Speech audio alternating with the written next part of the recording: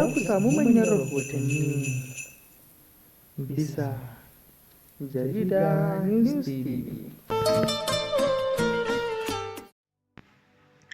Barka da haka mai sauraro kuma sannan da ƙara saduwa a cikin wannan tasha mai albarka,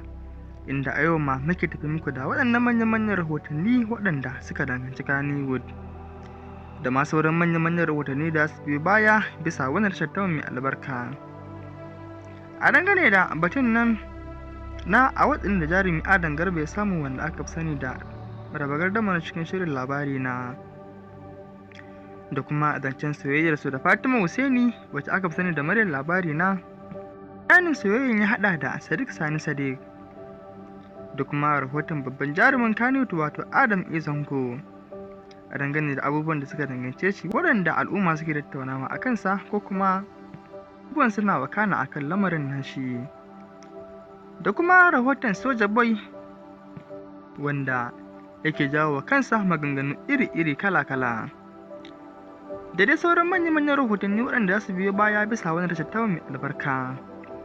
Mai sauraro ka biyo mu a sannu, kuma idan har ke bako ne a wannan tasha mai albarka ka dangwala mana su kara faɗi da ƙarar sanarwa domin kasancewa tare da mu a koda yaushe da zarar mun saki manyan rahotanninmu. A dangane da batun mawaƙi Soja Boy ɗin, lalle mawaƙi Soja Boy yana jawo wa kansa wasu maganganu kala-kala daga bakin al'umma, inda kuma hakan masana sun bayyana cewa lalle matuƙar mutum yana yawo da irin waɗannan kalamai a kansa, ko kuma mutum yana tafiya ana jefansa da waɗannan munanan kalamai, ko kuma a ce kalaman da ba su dace ba a kan mutum, lalle hakan akwai matsala, ko da a ce ba iyaye ba ne. Kuma mawaƙin ya faɗa da bakinsa cewa irin bidiyon da yake yi lalle baya so mahaifiyarsa ta dinga ganin irin waɗannan bidiyo, domin hakan baya yi mata daɗi kwata-kwata. To ko menene ya sa jarumin ko kuma a ce mawaƙin ya karkata a irin waɗannan bidiyoyin da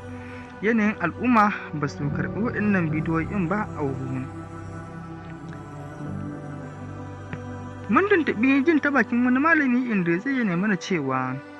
ai ko ma a ina ne, ko da a ce al'ada ta ba da damar irin waɗannan bidiyoyi, amma a matsayinsa na musulmi bai kamata a ce yana aikata irin waɗannan abubuwa ba.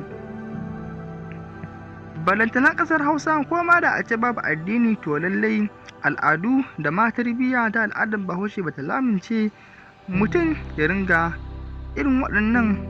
wato babban mutum ya ringa aikata irin waɗannan abubuwa ba, musamman idan aka ce girma ya riske shi ko kuma hankali ya same shi. Bayan nan mun ji ta bakin al'umma da dama inda wasu suka ce a bar shi ai duniya ce ta yi ishi, wato karin maganar da Bahaushe yake cewa duniya ce ta fi gabaruwa jima, da dai sauran waɗansu kalami daga bakin al'umma, inda wasu